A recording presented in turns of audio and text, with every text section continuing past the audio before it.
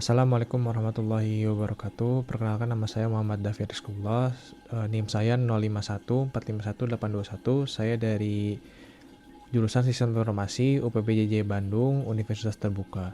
Di sini saya mau menjelaskan soal tugas 1 dari mata kuliah pemrograman berbasis web. Kita langsung ke soalnya saja. Saya akan pindah dulu ke soalnya. Nah, soalnya sebagai berikut. Jadi kita itu diminta untuk membuat aplikasi pemesan bahan ajar sederhana ya, pakai HTML, CSS dan juga JavaScript DOM. Yang mana di sini kita tidak akan menggunakan backend dulu, kita akan full di frontend-nya saja. Nah, kurang lebih tampilannya nanti seperti ini, ada login, ada untuk dashboard menunya, terus juga ada dashboard tracking dan juga ada data stock ya, nanti data stock. Nah, untuk rule untuk desain dari nanti foldernya seperti ini ya. Lalu kita akan masuk saja langsung ke code yang saya sudah buat.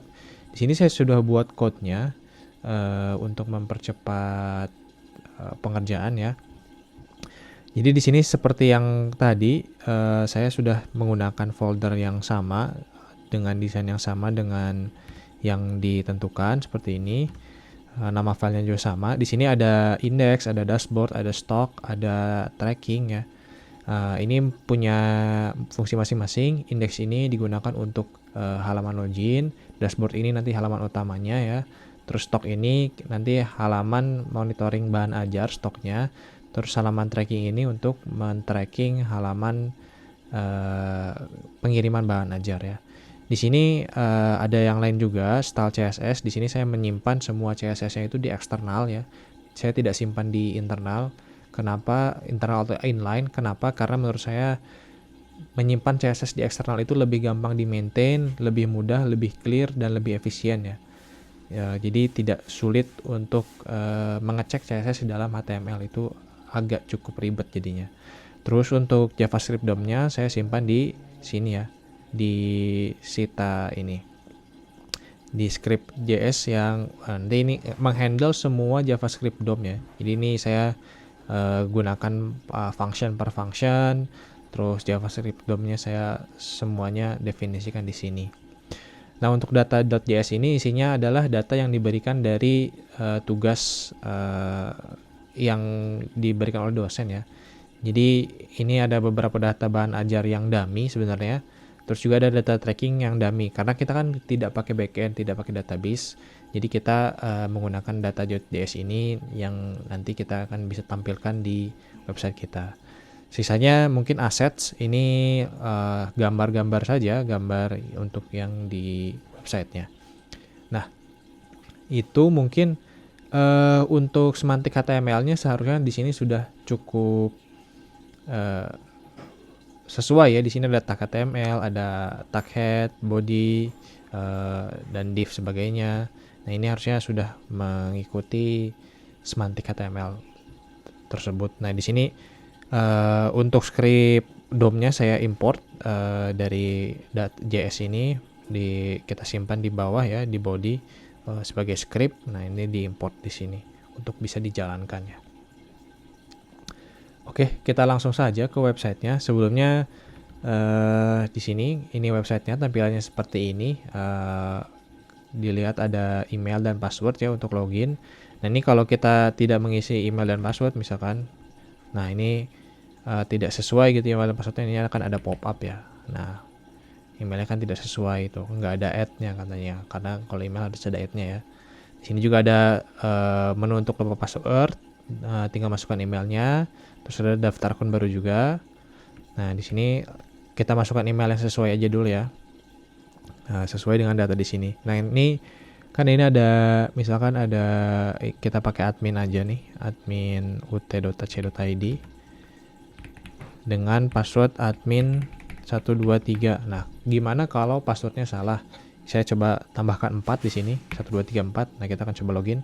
Nah, di sini ada pop up gagal login ya. Jadi kalau kita tuh tahu kalau ada error login atau salah tuh akan ada pop up-nya. Nah, kalau di sini kita benar, nah kita akan berhasil login. Kita masuk ke dashboard utamanya. Di Di sini saya menambahkan juga di sini ada selamat pagi karena sekarang saya rekam sekitar jam 6 pagi. Jadi selamat pagi, dan ini akan menyesuaikan dengan jamnya gitu. Apakah pagi, siang, atau sore. Ini saya simpan logiknya di sini. Nah, di sini kan ada hour-nya nih. Nah, greeting ini akan menyesuaikan dengan hour-nya gitu. Jadi kalau misalkan usernya login siang atau login sore, itu akan menyesuaikan. Atau login malam juga bisa selamat malam. Nah, karena di sini pagi, di sini selamat pagi. Di sini saya tambahkan juga profil pengguna. Jadi kita tahu tuh siapa yang login. Dia login yang tadi admin Sita, role-nya administrator dari pusat ya. Di sini ada statistik cepat juga. Ini sebenarnya dummy saja tapi kalau nanti pakai database kita bisa sesuaikan ya. Ini jadi bisa melihat statistik cepat. Terus ada pengumuman juga ya. Biasanya kan di dashboard itu ada pengumuman, ini tambahan saja. Nah, kita masuk ke menu bahan ajar ya. Nah, di menu bahan ajar ini saya langsung tampilkan listnya saja. Ada kode barang, kode lokasi, jenis barang, edisi berapa, terus stoknya berapa ya, namanya apa, terus ada gambarnya di sini juga. Nah, di sini kita bisa nambah stok baru, misalkan kita tambah nih. Nah, ini ada formnya, kita bisa tambah, simpan ke database yang sebenarnya nanti kalau kita pakai database akan sync terus datanya ke database. Misalkan kita masukkan kode lokasinya tes lokasi misalkan ya. Kode barangnya tes barang. Nama barangnya buku testing misalkan. Jenis barangnya BMP, edisinya edisi 1, misalkan stoknya ada 50. Kita simpan. Nah, di sini akan langsung bertambah ya ke sini. Ke list dari informasi bahan ajar. Oh ya, yang tidak kalah penting juga menurut saya di sini saya menambahkan ketika tab itu dipilih, kita tahu nih tab mana yang sedang kita pilih. Jadi seperti ini ya. Nggak cuma list aja, tapi kita tahu di mana menu mana yang kita sedang pilih gitu. Nah, ini udah berhasil, tambah stok baru. Ini sebenarnya karena kita tidak pakai database, sebenarnya kalau kita refresh ini akan hilang juga karena tidak pakai database ya. Nah, hilang juga ya.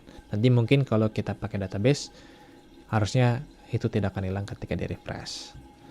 Lanjut, kita akan masuk ke menu tracking pengiriman. Di sini kita diminta memasukkan nomor invoice. Nah, nomor invoice-nya kita ambil dari data yang sudah diberikan ya, karena di sini kita hanya pakai JS saja. Nah, ini nomor invoice-nya, nomor DO-nya kita masukkan.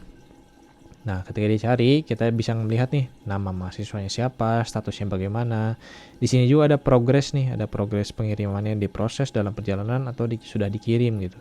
Ada juga data ekspedisi, jenis paket, dan juga total pembayaran. Nah, di sini ada riwayat perjalanan juga nih dari universitas juga sampai diterima oleh penerima. Nah, gimana kalau yang belum sampai nih? Kita coba ya. Ini ada satu yang belum sampai. Gimana sih progresnya? Nah, kita coba cari. Nah, kalau yang belum sampai, dia progress bar-nya tidak akan sampai ujung ya, karena sampai tengah saja karena masih dalam perjalanan. Untuk data-data yang lainnya harusnya sama ya. Nah, kalau kita berarti ini sudah sesuai ya semuanya ya, apakah dia diproses, progresnya sesuai dengan trackingnya. Nah, kita kembali ke menu utama. Di sini saya akan menjelaskan sedikit navbar ya.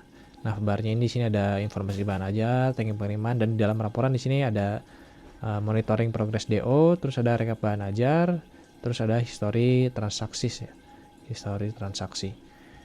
Nah, di sini untuk data di laporan dan juga rekap bahan ajar ini belum ada isinya karena memang kita belum sampai ke sana. Terus history transaksi juga kita belum ada isinya ya. Jadi kalau diklik tidak terjadi apa-apa.